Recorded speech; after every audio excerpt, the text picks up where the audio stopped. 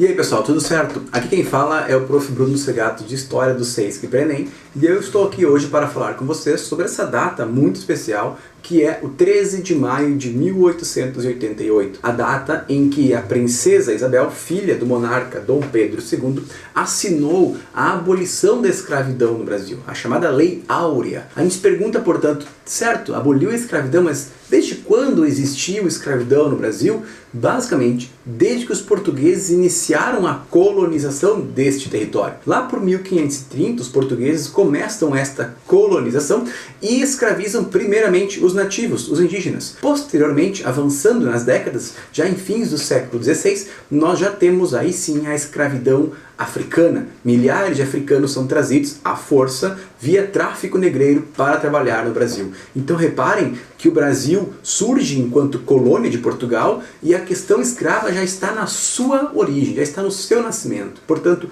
a escravidão já faz parte do Brasil desde a sua gênese, desde o seu nascimento enquanto colônia de Portugal. E por quanto tempo ela vai durar? Bom, ela vai passar todo o período colonial e vai chegar lá no século XIX, quando aí sim nós vamos ter um movimento que vai lutar pela abolição da escravidão, que é o movimento abolicionista.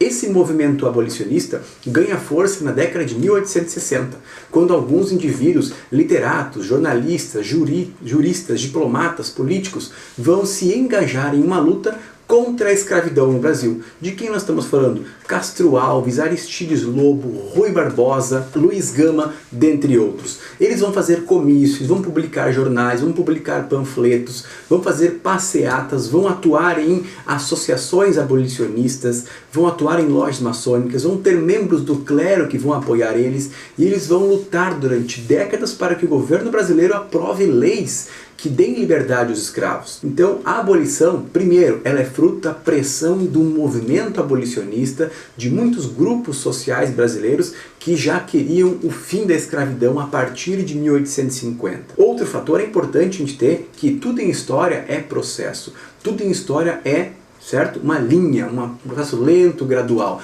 E a abolição também. A abolição pode ser remontada, o seu início, a 1850, com a Lei Eusébio de Queiroz, que pôs fim ao tráfico de escravos. A partir de 1850, com esta lei, não podiam mais entrar escravos no Brasil. Avançamos um pouco mais no tempo, a gente tem em 1871 a Lei do Ventre Livre, a lei que instituía a liberdade para os filhos e filhas de escravas nascidas a partir daquela data. E em 1885, já próximo de 88, nós tivemos a Lei dos Sexagenários, que deu liberdade aos escravos maiores de 60 anos de idade. Mas aí vamos pensar o seguinte, né?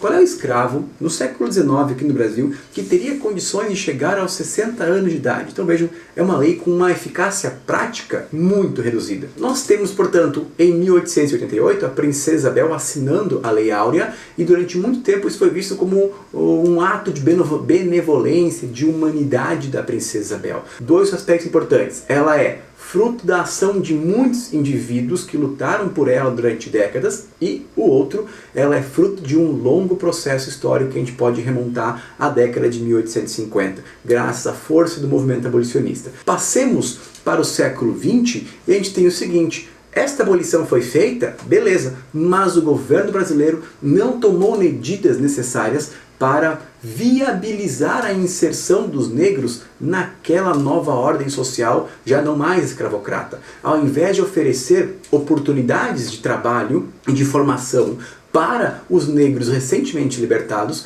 o governo brasileiro preferiu trazer milhares de imigrantes da Europa. E aí vieram os milhares de italianos e alemães, principalmente, para as lavouras, para as cidades do Brasil. E acabaram ocupando postos que poderiam ter sido ocupados pelos negros que aqui estavam. Qual foi a alternativa que sobrou para essa população negra? Muitos acabaram indo morar nas periferias, nas margens, nos morros das cidades. Eles se tornam pessoas marginalizadas, ou seja, que vivem às margens, porque não houve uma oferta, não houve projetos do governo para inserir essa população, garantir o acesso aos recursos públicos mínimos, como educação, ou então acesso à terra. Bom, gente, a gente chega na década de 30, quando um importante literato brasileiro, que vai ser Gilberto Freire, vai publicar um livro chamado Casa Grande Senzala. Nesse livro ele vai pontuar, em palavras muito rápidas que eu vou dizer aqui, a ideia de que existiria uma democracia racial no Brasil, porque todo mundo ocupava os mesmos espaços, ou seja, no Brasil não existiria, como nos Estados Unidos ou na África do Sul, espaços para brancos, espaços para negros. A ausência de uma política de segregação racial permitiu que esse indivíduo e vários outros endossassem essa ideia de que no Brasil haveria uma democracia racial, que foi muito questionada já a partir da publicação do livro. Essa ideia foi ainda mais questionada nos anos 80, quando o movimento negro ganha força no Brasil e começa não só a questionar essa ideia da democracia racial, ou o mito das três raças, o branco, europeu, o nativo indígena e o africano negro, os três teriam contribuído para gerar o Brasil, para formar a identidade brasileira, quase com condições de igualdade, vai questionar, portanto, o movimento negro, a ideia de democracia racial, a ideia das três raças e, por último, também vai questionar o 3 de maio, ao pontuar que o 3 de maio não considera a luta dos negros contra a escravidão, a sua resistência, não considera a luta dos abolicionistas, do movimento abolicionista,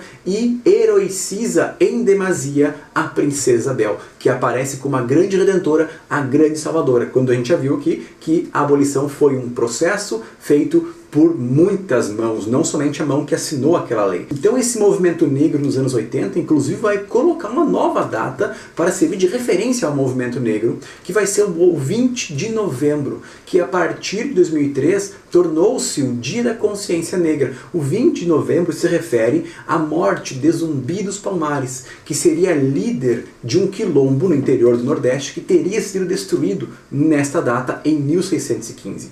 Então, gente, nós chegamos nos anos 2000 e o que eu posso pensar, o que a gente pode pensar a respeito disso? Não tivemos no Brasil, de fato, uma política de segregação racial que separou brancos e negros. Porém, a gente consegue perceber que existe sim uma diferença salarial, que existe sim uma maior presença de brancos em certos espaços de poder, de mando, de controle, de administração, e menos de negros nesses espaços. O que impede, portanto, que os negros tenham acesso a esses espaços, a essas profissões ocupadas majoritariamente por brancos? Que barreiras invisíveis são essas? E, importante, em caso de Enem, que nós estamos estudando aqui, que sempre nos propõe algo, uma intervenção, a gente tem que propor uma intervenção, o que é preciso fazer para que essas barreiras invisíveis sejam por fim superadas, para que no Brasil brancos e negros tenham iguais condições de vida e iguais condições de competição, porque assim nós teremos um país mais justo e mais igualitário, não importando a cor da pele. Concorda comigo? Então pensa comigo aí, o que a gente pode fazer para superar essas barreiras historicamente construídas. Eu fico por aqui, até a próxima, um abraço e tchau!